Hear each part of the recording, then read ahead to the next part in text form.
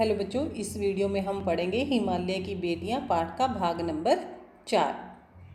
कालिदास के विरही यक्ष ने अपने मेघदूत से कहा था, वेत्रवती नदी को प्रेम का प्रतिदान देते जाना। तुम्हारी वह प्रेयसी तुम्हें पाकर अवश्य ही प्रसन्न होगी।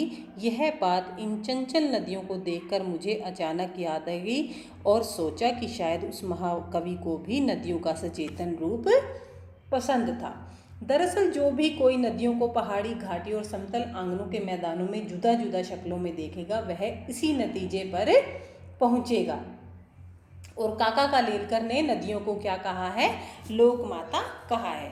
कालिदास के यक्ष ने अपने मेघदूत से कहा था कि बेतवा नदी को प्रेम का विनिमय देते जाना। जो मेघदूत में विरही यक्ष है वो प्रेम में पागल था और ये मेघदूत जो है पूरी इसी के ऊपर लिखी हुई है।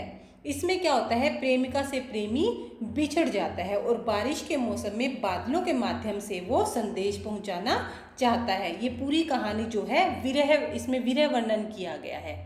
प्रेमी प्रेमिका के अलग होने का इसमें जो है वर्णन किया गया है। और लेखक इन चंचल नदियों को देखकर ऐसा सब कुछ कह रहा है और उन्हें उस महाकवि की भी याद आ जाती है और कहते हैं कि उन्हें भी इन नदियों का ये चेतना वाला रूप जो है शायद पसंद था। और जो भी इन नदियों को, इन घाटियों को समतल आंगनों में और मैदानों में अलग अलग शक्लों में देखेगा, वह इसी परिणाम पर पहुंचेगा। काका कालेलकर ने नदियों को लोकमाता कहा है, यानी कि लोकमाता,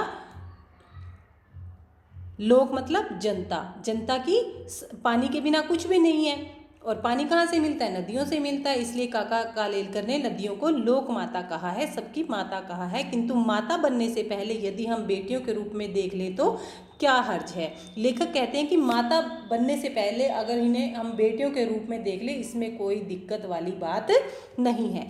और थोड़ा आगे चलिए, इन्हीं में अगर हम प्रेयसी की भावना करें तो कैसा रहेगा? अगर इन्हीं नदियों में हम प्रेमिका की भावना से देखें तो कैसा रहेगा? ममता का एक और भी धागा है जिसे हम इसके साथ जोड़ सकते हैं, बहन का स्थान। कितने कवियों ने इन नदियों को दिया है। एक दिन मेरी भी ऐसी भावना हुई, थोलिंग तिब्बत की बात है, मन उचड़ गया, तबीयत ढीली थी, सतलुज के किनारे जाकर बैठ गया। दोपहर का समय था, पैर लटका दिए पानी में। थोड़ी ही देर में उस प्रगतिशील जल ने असर डाला, तन और मन क्या हो गया? ताजा हो गया और मैं गुनगुनाने लगा। अब जो लेखक है उन्हें क्या कहता है कि इन्हें अगर हम बेटियों के रूप में देखें, बहन के रूप में देखें, माँ के रूप में देखें तो कोई भी दिक्कत नहीं है। और लेखक कहता है कि एक बार मेरा मन जो है उचट गया, मेरा मन जो है परेशान हो गया और मैं जो है सतलुज के किनारे जाकर बैठ गया और दोपहर का समय था, मैंने पानी में अपने पैर लटका दिए और थोड़ी ही देर में उस जल ने मेरा तन और मन जो है ताज़ा कर दिया और मैं गुनगुनाने लगा।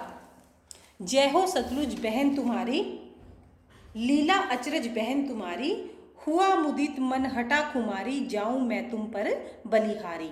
तुम बेटी यह बाप हिमालय, चिंतित पर चुपचाप हिमालय, प्रकृति नटी के चित्रित पट पर अनुपम अद्भुत छाप हिमालय, जय हो सतलुज बहन तुम्हारी। लेखक कहता है कि हे सतलुज बहन, तुम्हारी जय हो।